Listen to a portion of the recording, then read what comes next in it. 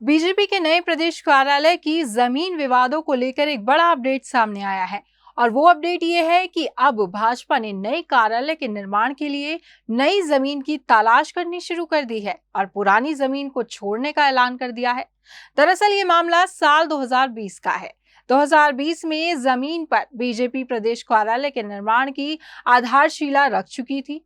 इसका भूमि पूजन वर्चुअल माध्यम से पार्टी के राष्ट्रीय अध्यक्ष जेपी नड्डा ने किया था, लेकिन अब उस जमीन से बीजेपी अपना मोह छोड़ चुकी है। दरअसल चाय बागान की सीलिंग जमीन को भाजपा ने साल 2010 में खरीदा था, जिस पर पार्टी ने 3 मंजिला नए पार्टी कार्यालय के निर्माण आधारशिला भी रख दी थी।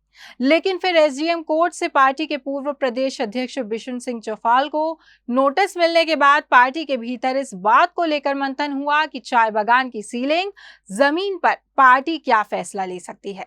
इसके बाद पार्टी ने तय किया है कि पार्टी अब नए प्रदेश कार्यालय के लिए नई जमीन की तलाश करेगी। बताते चलें कि बीते 14 जून को अपर जिलाधिकारी प्रशासन डॉक्टर एस.के. बरनवाल ने चौफाल समेत 15 व्यक्तियों को नोटिस जारी कर स्वामित्व के दस्तावेज प्रस्तुत करने को कहा था। 14 जून को भाजपा के पूर्व प्रदेश अध्यक्ष बिशन सिंह चौफाल अपर जिलाधिकारी कार्यालय पहुंचे और उन्होंने अपना पक्ष रखा। उन्होंने जवाब में कहा कि उनके स्वयं या किसी स्वजन के नाम पर देहरादून में इंच भर जमीन नहीं है।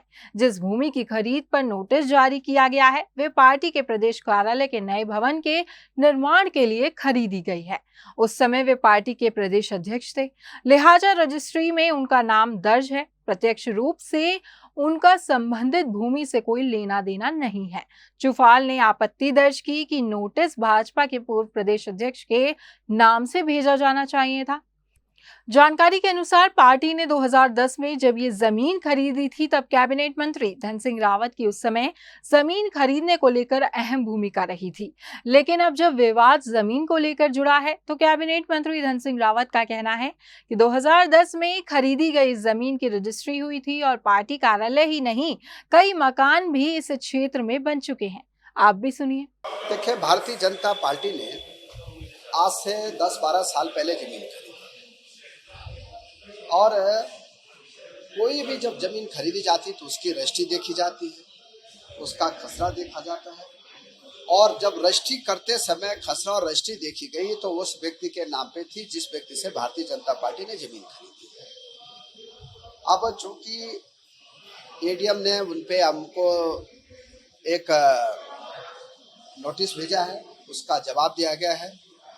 अब ये देखना पड़ेगा कि उस व्यक्ति के नाम पे, उस खसरे के नाम पे वो कैसे वो जमीन चढ़ी गई और इसमें हजारों लोगों के वहाँ पे मकान है। ऐसा भी नहीं कि खाली भारतीय जनता पार्टी के। और मैं कह सकता हूँ कि भारतीय जनता पार्टी ने नियम संगत वो जमीन खरीदी है, सिस्टम में रह के खरीदी है और पैसे दे के।